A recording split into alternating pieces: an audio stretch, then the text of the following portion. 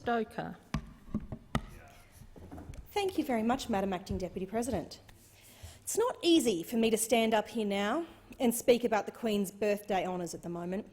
And look, that's not because I don't support them, or indeed Her Majesty. I very much do. It's because they feel like a luxury at a time when so many Australians are struggling. They're worried about whether or not they'll have a job next week, unsure of what the economy will be like tomorrow, and frustrated by decisions like that of the Queensland Labor Premier to pig-headedly keep our borders closed in circumstances where it means our state's tourism operators are having their businesses decimated by being unable to take international or interstate tourism, particularly in these vital winter months, when businesses ordinarily peak as southerners come to the Sunshine State to defrost. But yet, here I am. And I'll explain why. Earlier this year, a woman named Bettina Arndt was the subject of a motion moved by Senators Wong and Keneally of Labor. That motion claimed she had acted in a way that had the potential to bring the order of Australia into disrepute because of an ill-worded tweet she posted in the aftermath of what was a terrible tragedy, namely the brutal murder of Hannah Clark and her 3 lovely children. Ms Arndt had been honoured for her lifetime of service to the community as a social commentator and to gender equity through the advocacy she has done for men. Those senators said that her comment, which praised a police officer for indicating he intended to keep an, quote, open mind in the investigation, including to consider whether the husband of Ms Clark had been, quote, pushed too far, was, quote, reckless and abhorrent and inconsistent with the responsibilities of the privilege of her award. Now, I'm all for open-mindedness, but the fact remains that nothing can excuse a decision to douse your family in petrol and set them on fire. It's inexcusable every day of the week. But in here, there was much virtue signalling, much bucketing on an otherwise accomplished woman for one dumb sentence. And that one sentence was used to invalidate the recognition of a lifetime of work. It wasn't so long ago. It was just February this year. Yet, with all that has gone on since, it feels like a lifetime ago. Like I say, I'm really reluctant to discuss this because on this side of the chamber we are focused on people's jobs, securing your job, making our economy run better so that we can bounce back from these COVID restrictions fast. But this is a matter about culture. And one thing people don't often appreciate is that our culture is in the long term has an enormous impact on our economy. When people say that these things don't create jobs, they're actually quite wrong. What made our society so prosperous is the powerful combined impact of the rule of law, the protection of private property rights, respect for individual initiative, protecting fundamental freedoms, respecting individual effort. Some people call these Judeo-Christian values, but no matter what you call it, whether you're religious or not, we all benefit from it. And so I'm pretty disturbed when I see politicians harm our culture. It's not healthy to have a call-out culture where people who've said one thing with which you disagree are shut down, shouted out, thrown from their jobs, shunned, their lifetime's contribution dismissed. Deplatforming denies us all the benefits of hearing from those with different perspectives, learning to engage in the contest of ideas with people who think differently, getting the ability to solve problems that comes with it. This is how we equip our society to deal with the challenges of the future, to solve the problems we face as a society. It's the same madness that sees people demand the removal of statues of historical figures who, despite having given great service in their time, hold a view on something which was unremarkable at the time, but no longer acceptable according to modern standards.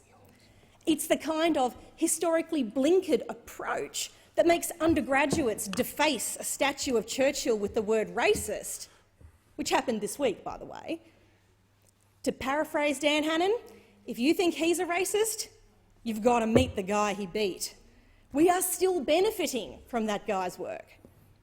Churchill, that is. Now, everyone makes mistakes. At some point, we've all said dumb stuff or things that in time have come to be understood as wrong. But being able to reflect, to admit mistakes and grow without trying to rewrite history is the sign of a functioning adult.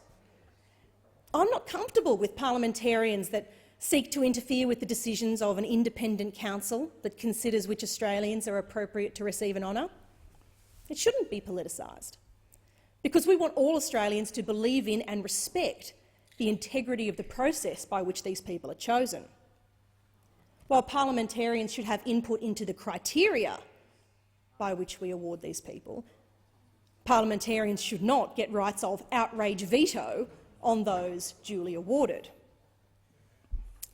And yet, Queen's Birthday honours were granted on Monday, and among the many recipients was Mike Carlton. He was honoured for his service to the, quote, print and broadcast media and to naval history. Now, to call this man a potty mouth is generous. It's more accurate to say he's a vicious online bully, a keyboard warrior, the ultimate coward. He might have contributed to naval history. I can't honestly say I know. But what I do know is that a broadcaster and writer who can't engage with or even observe someone with whom he disagrees without launching into a torrent of abuse cannot possibly make a substantial contribution to the print and broadcast media. I won't be calling for Carlton's honour to be stripped. That's not my place. But what I do want to observe is this. Mike Carlton has advocated for violence against women. My friend and colleague, the member for Boothby, has been on the receiving end of his vitriol in the context of her participation on Q&A in a discussion about domestic violence. Fellow panellist Jimmy Barnes recounted an horrific story of a family member receiving brutal abuse from her husband even on the day of their wedding. Mike Carlton then tweeted, using the hashtag to try and get it displayed on TV for all to see, quote, "Never have I admired Jimmy Barnes so much as tonight. How does he not leap from his seat and strangle the Liberal shill on his right?" Close quote. It's disgusting. Mike Carlton has a record of racist, anti-Semitic slurs. One of many examples, he called an individual who dared to criticise an article he wrote about Israel a, quote, "classic Jewish bigot," close quote, suggesting that there's some special attribute of Jews that makes them bigots. He's generous with his anti-Semitic insults. But here's the thing. Where are the outraged motions from the Labor senators demanding that his honour be reviewed? Because his words are so abhorrent as to bring the award into disrepute. Well, that's the precedent that's been set. Where are the long lines of senators wanting to speak about the horror of encouraging violence against women?